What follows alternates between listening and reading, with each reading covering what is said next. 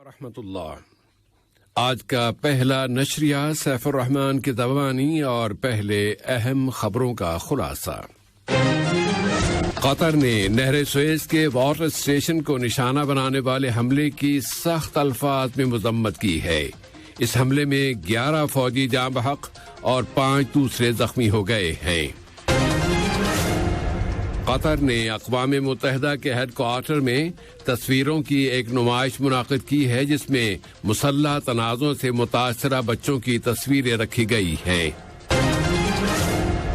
خوشی و مسرت کی فضا میں اصل ورلڈ کپ کی پروموشن کا ٹور جاری ہے۔ یوکرین کے شہر ماریوپول کے ازوفستال کمپلیکس سے عورتوں، بچوں اور عمر رسیدہ لوگوں کو نکال دیا گیا ہے اور آج G7 کی سمٹ میں یہ بحران زیر بحث آئے گا۔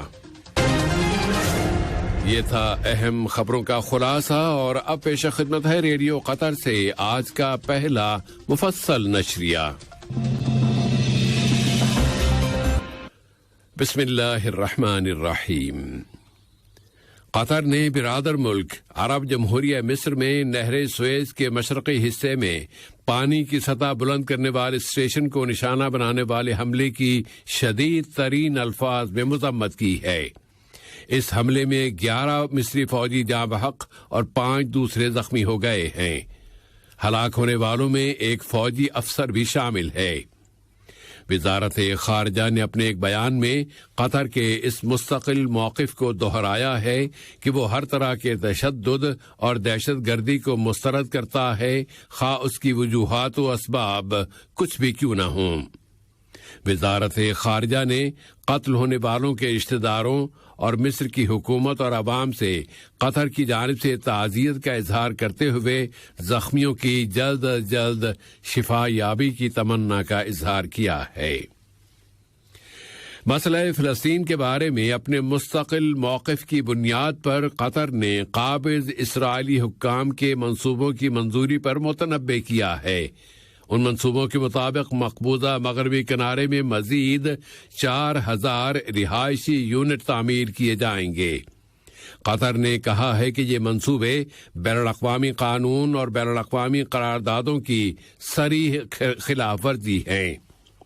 قطر نے عالمی برادری سے اپیل کی ہے کہ وہ قابض انتظامیہ کو ان منصوبوں کی منظوری سے روکنے اور آبادکاری کی پالیسیوں کو رکوانے کے لیے فوری طور پر حرکت میں آئے۔ قطر کے اس موقف کو فلسطین کی جانب سے سراہا گیا ہے، جس کا اظہار ملک میں فلسطین کے سفیر جناب منیر غنام نے قطر ریڈیو کو دیے گئے اپنے ایک انٹرویو میں کیا ہے۔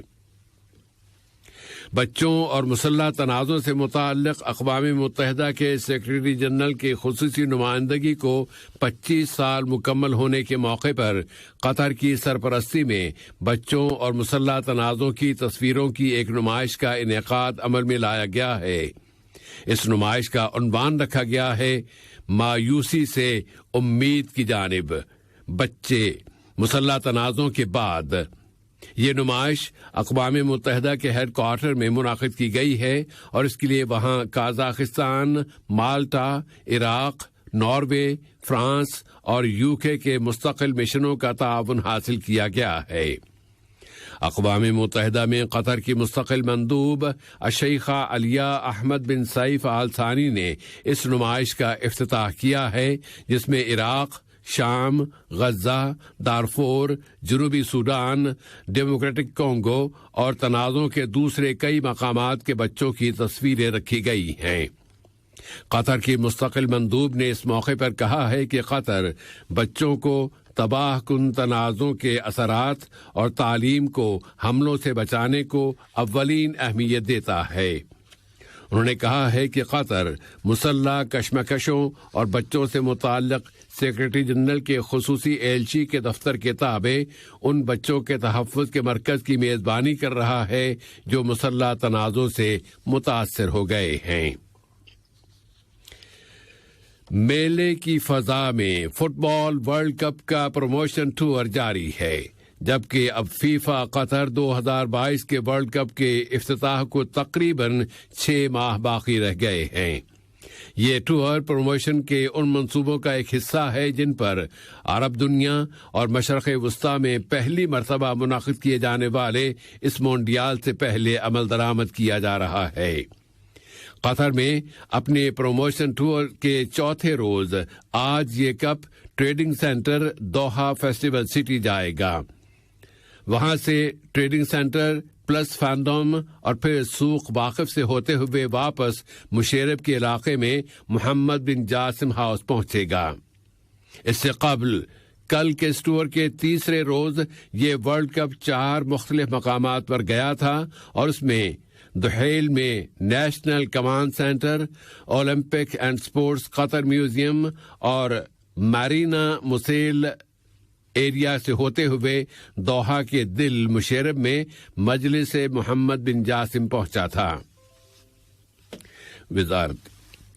وزارت صحت عامہ نے اعلان کیا ہے کہ ملک میں کووڈ-19 کے مزید 77 نئے مصدقہ کیسز رجسٹر ہوئے ہیں، جبکہ مزید 68 مریض اب صحت یاب ہو گئے ہیں۔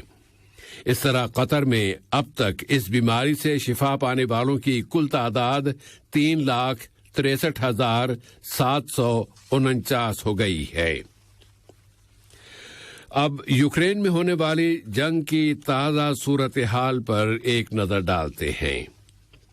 یوکرین کی نائب وزیر اعظم ایرینا فیرشچوک نے انکشاف کیا ہے کہ ساحلی شہر ماریوپول میں فولاد تیار کرنے کے ازوفستال کمپلیکس سے تمام سول عورتوں، بچوں اور عمر رسیدہ لوگوں کو نکال لیا گیا ہے۔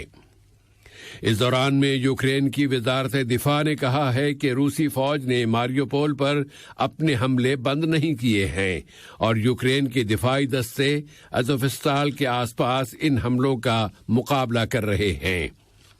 اس نے بتایا ہے کہ روسی فوجیوں نے راستوں کے 3 پل تباہ کر دیے ہیں تاکہ خارکیو کے علاقے میں جوابی حملے کی رفتار سست کی جا سکے۔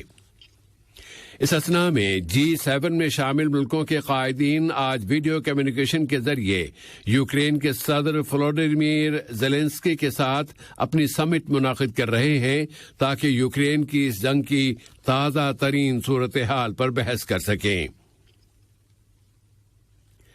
دوسری جانب روس کی وزارت دفاع نے اعلان کیا ہے کہ رومانیہ کے قریب واقع ارسیز کے ہوائی اڈے، بحر اسود پر واقع بڑے ساحلی شہر اوڈیشہ کے ہوائی اڈے اور میکولائیو کے شمال میں واقع فوزنیسک کے ہوائی اڈے کو نشانہ بنایا گیا ہے۔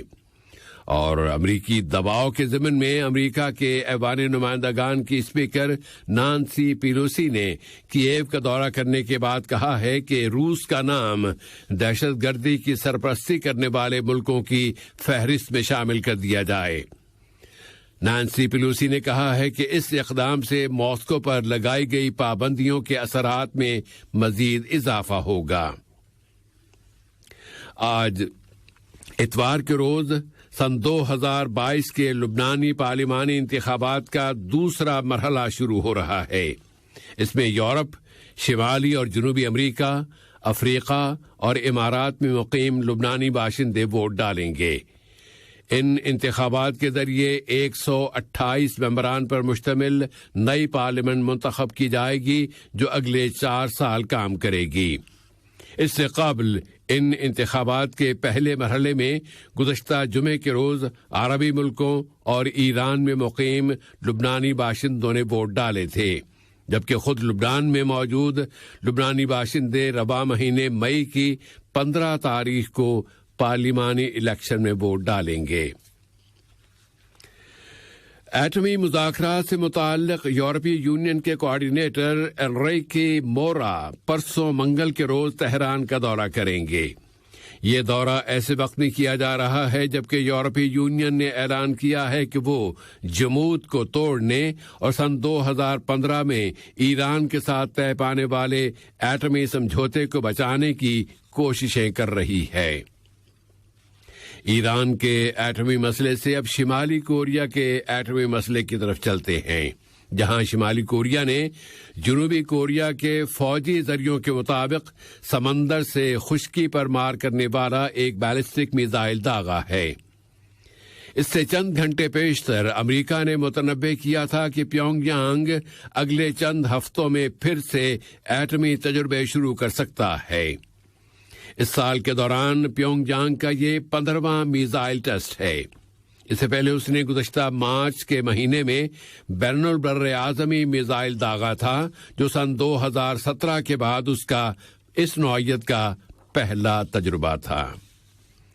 آج کے یہ نشریہ ختم ہونے سے قبل اہم خبروں کا خلاصہ ایک مرتبہ پھر پیش خدمت ہے۔ نے نہر سوئز کے واٹر اسٹیشن کو نشانہ بنانے والے حملے کی سخت الفاظ میں مذمت کی ہے۔ اس حملے میں 11 فوجی جاں بحق اور 5 دوسرے زخمی ہو گئے ہیں۔ قطر نے اقوام متحدہ کے ہیڈ کوارٹر میں تصویروں کی ایک نمائش منعقد کی ہے، جس میں مسلح تنازع سے متاثرہ بچوں کی تصویریں دکھائی گئی ہیں۔ خوشی و مسرت اور میلے کی فضا میں اصل ورلڈ کپ کی پروموشن کا ٹور جاری ہے، اور شہر ماریوپول کے ازوفستال کمپلیکس سے خواتین، بچوں اور عمر رسیدہ لوگوں کو نکال لیا گیا ہے، اور آج G7 کی سمٹ میں یہ بحران زیر بحث آئے گا۔ ریڈیو قطر سے آج کا پہلا نشریہ اپنے اختتام کو پہنچا۔ فی امان اللہ۔ السلام علیکم دوستو، میں ہوں شیخ نور۔ آپ دیکھ رہے تھے قطر نیوز ٹوڈے۔ مجھے امید ہے کہ یہ ویڈیو آپ کو انفارمیٹک لگی ہوگی۔ اسی طرح کے ویڈیو پاتے رہنے کے لیے نور ٹائم 24/7 یوٹیوب چینل کو سبسکرائب کیجیے، اور اس ویڈیو کو لائک، کمنٹ اور شیئر ضرور کیجیے۔ اگر آپ فیس بک پر دیکھ رہے ہیں تو شیخ نور پیج کو لائک کیجیے اور فالو کیجیے، تاکہ میں جیسے ویڈیو اپلوڈ کروں آپ تک پہنچ جائے۔ شکریہ۔